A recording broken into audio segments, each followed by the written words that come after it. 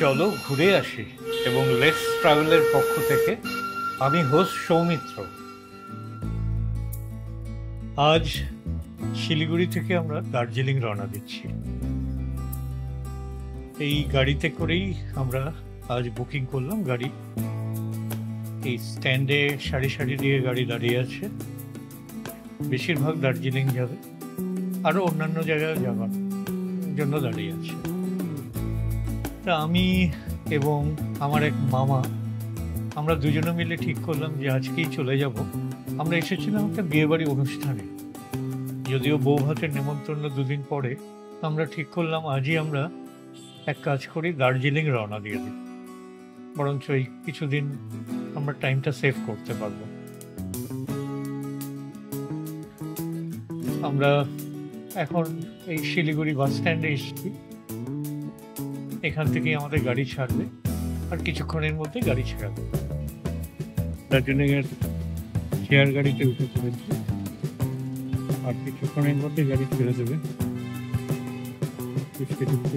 এসে বসেছে।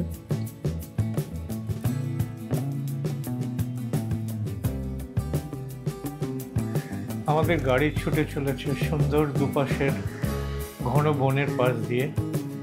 বাঁ পাশে পড়লো একটি ছোট্ট চা বাগান। চা বাগান ছোট বলবো না, অনেকটাই বিস্তীর্ণ মনে হচ্ছে। কিছু মহিলা শ্রমিকও দেখা যাচ্ছে চা বাগান থেকে। বৃষ্টি হচ্ছে মৃদুমন্থ।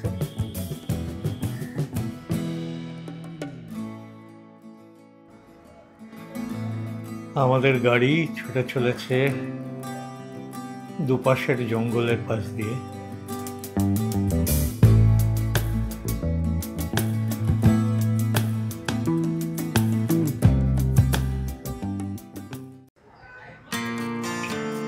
সোজা রাস্তা বরাবর আমাদের গাড়ি ছুটে চলেছে।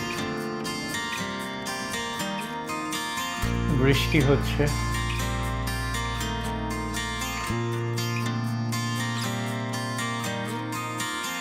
আমরা এখন উঠে এসেছি অনেকটা উপরে। দেখো কি সুন্দর লাগছে, দূরে পাহাড়, মনে হচ্ছে ছবির মতো একটি সুন্দর পটভূমি। দুপাশে গাছপালা, কি গাছ জানি না, হয়তো কোথাও শাল, কোথাও পিয়াল। আমাদের সামনে একটি লরি চলেছে, হয়তো এটাকে কাটিয়ে উঠবে ড্রাইভার। ঘন সবুজ, কত ভালো লাগছে। মনটা কেমন যেন একটা হয়ে উঠছে যত উপরে যাচ্ছে।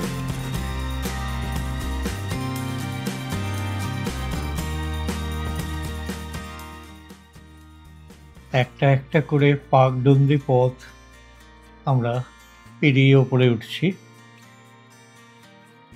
গাড়ি ধীর গতিতে এগিয়ে চলেছে। আমাদের ড্রাইভারকে দেখা যাচ্ছে, খুব নিপুণ হাতে ড্রাইভ করে চলেছে।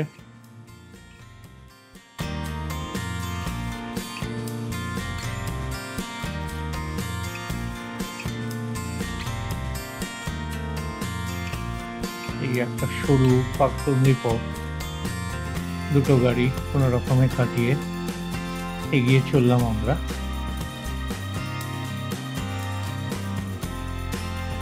আবার সেই পাহাড়, আস্তে আস্তে আমরা কিছু পাইন গাছও দেখতে পাচ্ছি। পাইন গাছ দেখলে মনটা যেমন পাহাড় পাহাড় করে ওঠে, যেন আমরা পাহাড়ে চলেই এলাম।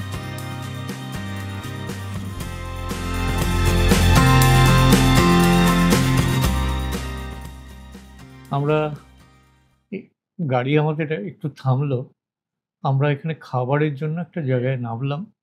দেখা যাক ভেতরে কি পাওয়া যায়। ঢুকলাম ভেতরে, মালকিন আছে রান্নাঘরের ভেতরে, গেলেন উনি। আমরা চাউমিনের অর্ডার দিলাম, দেখা যাক পাহাড়ে এরা কিরকম বানায়। আর সঙ্গে আমার মামা নিল মোমো, যাক মিশিয়ে খাওয়া যাবে। একে একে আমাদের গাড়ির লোকজন ভেতরে আসছেন। আমাদের গাড়ি আবার ছেড়ে দিল খাওয়া দাওয়ার পর। একটু ভুড়ি ভোজন করে আমরা আবার চড়াই উৎরাইয়ের পথে এগিয়ে চলেছি। দূরে নীল আকাশ, কি যে ভালো লাগছে ঠিক ভাষায় প্রকাশ করা মুশকিল। দেখো দূরে কি সুন্দর মেঘ, পাহাড়ের নিচে যেন মেঘগুলো ভেসে বেড়াচ্ছে। আমাদের কিছুটা নিচে দূরে দেখো নীলাভ পাহাড়টাকে খুব সুন্দর লাগছে। আহা কি সুন্দর, এই প্রকৃতিকে কি সুন্দর সৃষ্টি করেছেন এই ওপরওয়ালা। একটা কথাই বলতে ইচ্ছে করছে, পথের প্রান্তে আমার তীর্থ নয়, পথের দুধারেই আছে মোর দেওয়াল।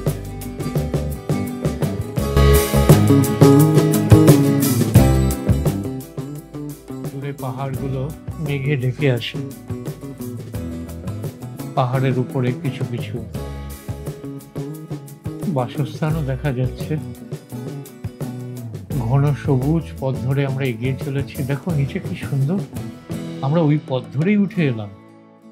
সত্যি তখন বুঝতে পারিনি, বাঁ পাশটা দেখলে হয়তো আমরা কিছুটা শিহরিত হতাম। আমাদের গাড়ি অনেকটা এগিয়ে চলেছে, খুব সুন্দর দোতলা, নিচে দোকানপাট দেখা যাচ্ছে।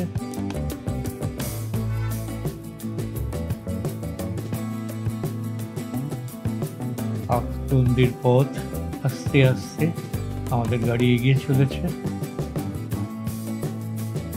আঁকা বাঁকা পথ ধরে।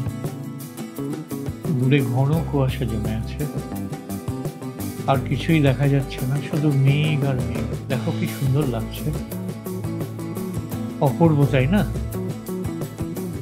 দেখো পাইন বন শুরু হয়েছে। এবার বাঁ পাশ দূরে আমরা অনেক পাইন গাছ দেখতে পাচ্ছি।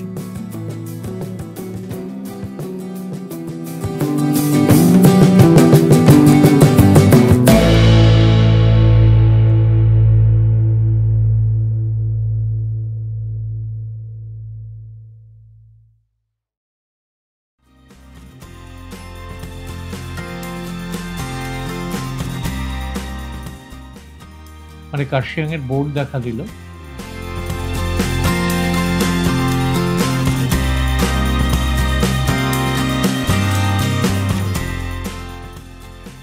কার্শিয়াং আর কিছুটা দূর, আর একটু গেলেই কার্শিয়াং। দেখতে হবে ওই বোর্ডটায় কি লেখা ছিল, দেখা যাক। বোর্ডটা আরেকটা সামনেই আসছে। হ্যাঁ, এখানে দেখতে পাচ্ছি কার্শিয়াং, তুং সোনাগা, জোর বাংলো, তারপরে আসবে ঘুম, তারপরে দার্জিলিং।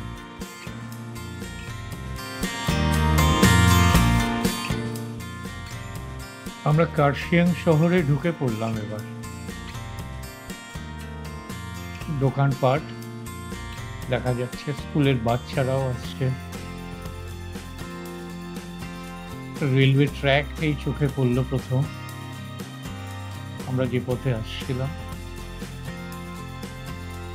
বাঁ দিকে সুন্দর দোকানপাটও দেখা যাচ্ছে, একটা রিসর্টও দেখলাম। দূরে দেখো, মনে হচ্ছে ওই পথ ধরেই যাব।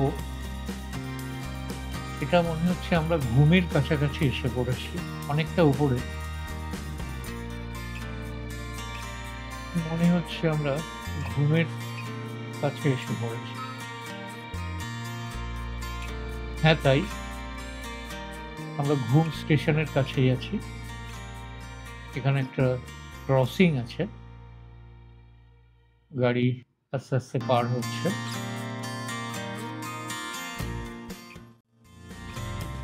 দেখো টয় ট্রেন চলেছে, বিরাট নস্টালজিয়া। মানে এইবারে মনে হচ্ছে সত্যি পাহাড়ে দার্জিলিং একেবারে এসেই পড়েছে। টয় ট্রেন আমাদের ডান দিক দিয়ে বেরিয়ে গেল। এবারে গাড়ি আমাদের আস্তে আস্তে এগিয়ে চলেছে। বাঁদিকে ঘুম স্টেশন আমরা এগিয়ে চলেছি ক্রস করে।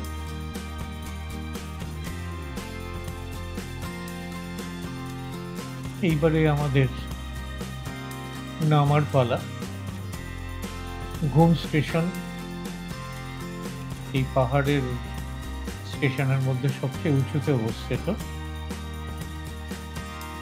আমরা আস্তে আস্তে একটু নিচের দিকে মানে দার্জিলিং এর দিকে এগোচ্ছি তর্নালা হয়ে।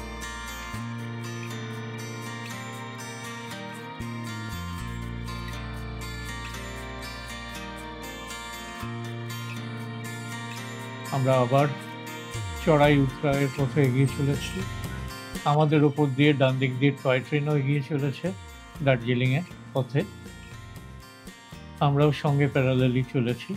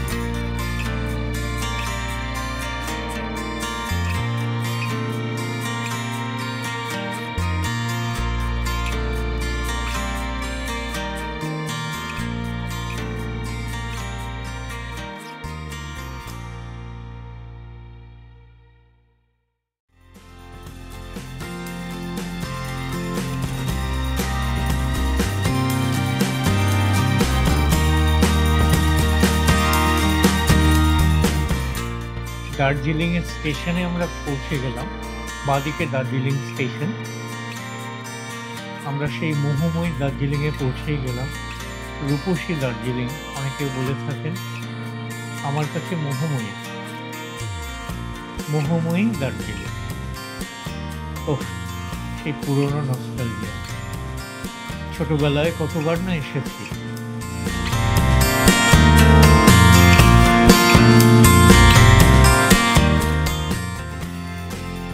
আমরা আস্তে আস্তে প্রায় দার্জিলিং চৌরাস্তা মানে বাস স্ট্যান্ডের কাছে এসে পৌঁছেছি। এইবারে আমাদের নামার পালা। আমাদের হোটেল বুক করাই আছে, দুজন আসার কথা। আস্তে আস্তে আমরা বাস স্ট্যান্ডের দিকে এগিয়ে চলেছি। একটু আগেই আমরা নেমে যাব।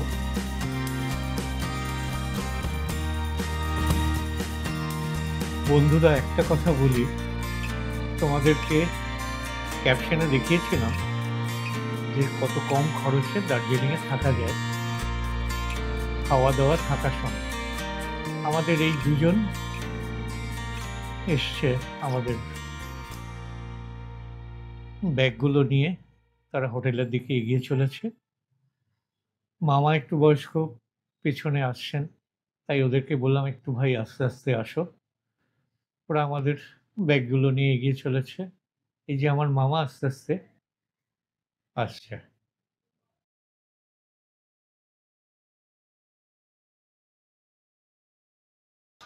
আমি এটা এসেছি গীতাঞ্জলি হোটেলে রিসেপশনে। উনি বলে দেবেন এখানকার কি রেট যাচ্ছে আর রুমগুলো ঘুরে দেখাবো। হ্যাঁ স্যার, আমাদের রুম ট্যারিফ হচ্ছে, এখন তো সিজন টাইম, আপনার lodging fooding per head per day 1000 টাকা করে। আচ্ছা, আর ফুডিং এর মধ্যে কি কি? ফুডিং এর মধ্যে আপনার বেড টি থাকছে, ব্রেকফাস্ট থাকছে, আপনার স্ন্যাক্স থাকছে, লাঞ্চ থাকছে আর ডিনার থাকছে। আচ্ছা, কি কি থাকছে ঘুরিয়ে ফিরিয়ে? আপনার আজকে লাঞ্চে যদি মাছ দেওয়া হয়, রাতে ডিনারে চিকেন দেওয়া হবে। আচ্ছা আচ্ছা, ফের পরের দিন আপনার লাঞ্চে হচ্ছে মাছ, রাতে ডিম, এমনভাবে রোটেশন করে দেওয়া হয়। আচ্ছা, আর ব্রেকফাস্টে হচ্ছে আপনার লুচি থাকবে, সবজি থাকবে, আর একটা করে মিষ্টি থাকবে। আচ্ছা। আমরা রুমগুলো দেখবো এবার। এটা আরেকটা জায়গা, পাশে উনি দেখাতে নিয়ে যাচ্ছেন।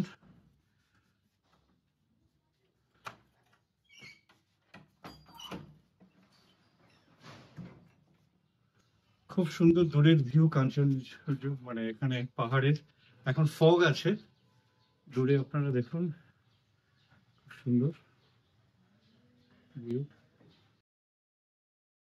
103 নম্বর রুম। এখানে দেখুন প্রায় 4 জন শুতে পারবে। খুব সুন্দর রুম, খুব সুন্দর সাজানো, টিভি আছে, সবকিছুই আছে। বাথরুমটা কোন দিকে আছে? বাথরুমটা ডান পাশে বাথরুম। ও এদিকেও তো আরো আরো একটা, মানে বড় পার্টি আসলে এখানে তো খুব সুন্দর হবে। ওদিকে 4 জন, দুটো বাথরুমও আছে, এদিকে 1 জন, এদিকে আরো 4 জন, এদিকে একটা বাথরুম আছে, এদিকে একটা বাথরুম আছে। বাথরুমে লাইট জ্বালানো আছে। হ্যাঁ গিজার আছে। আচ্ছা, কমোড আছে তো? না, এখানে ইন্ডিয়ান স্টাইল আছে আর গিজার আছে, কোনো অসুবিধা নেই।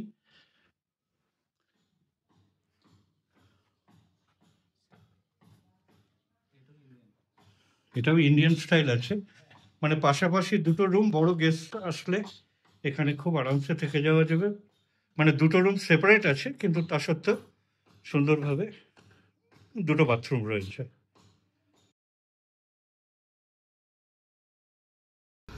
আমরা আরেকটি রুম এলাম, যেটা অনেকটাই ভালো। তার জানলা দিয়ে ডাইরেক্ট দেখা যাচ্ছে বাইরে। এইদিকে একটা সিঙ্গেল বেড আছে, আর এদিকে আবার ডবল বেড। এটাই একজনের মারফত দেখেছিলাম, খুবই ভালোই লেগেছিল। হ্যাঁ, আসতে পারো। এটা টয়লেট, হ্যাঁ এটা কোমোড আছে, কমোড আছে। ও আচ্ছা, গিজার। আপনাদের গ্যাস গিজার একটা দেখেছি। হ্যাঁ গ্যাস গিজার উপরে, ওটা ওই ফ্লোরে তো আপনারা উঠতে ওটা আমি যার ইউটিউব দেখে এসেছি সেই ঘরটাই দেখিয়েছে। হ্যাঁ আমি এটাই খুঁজছি যে ওই ঘরটা কোথায় গেল। লাগে যেখানে নিয়েছো। হ্যাঁ হ্যাঁ। হোটেলের বারান্দা থেকে বাইরেটা একটু দেখার ইচ্ছে, তাই জন্য বাইরে এলাম। সামনেই বারান্দা, দূরে পাহাড় দেখা যাচ্ছে, তবে মেঘে ঢাকা, অনেক কুয়াশা আছে দূরে, যদিও কাছে অনেকটাই ভালো দেখা যাচ্ছে। সামনের বাড়ির ছাদ বাগান দেখতে পাচ্ছি, সুন্দর সুন্দর গাছ লাগানো হচ্ছে এক সাইড ধরে। হ্যাঁ বন্ধুরা, যেটা বলছিলাম তোমাদেরকে, এই বাজেট হোটেলটা আপাতত দেখালাম। দার্জিলিংয়ের মধ্যে 1000 টাকায় 4 বেলা থাকা খাওয়া দিয়ে এই রুমটা আমরা আজ আছি।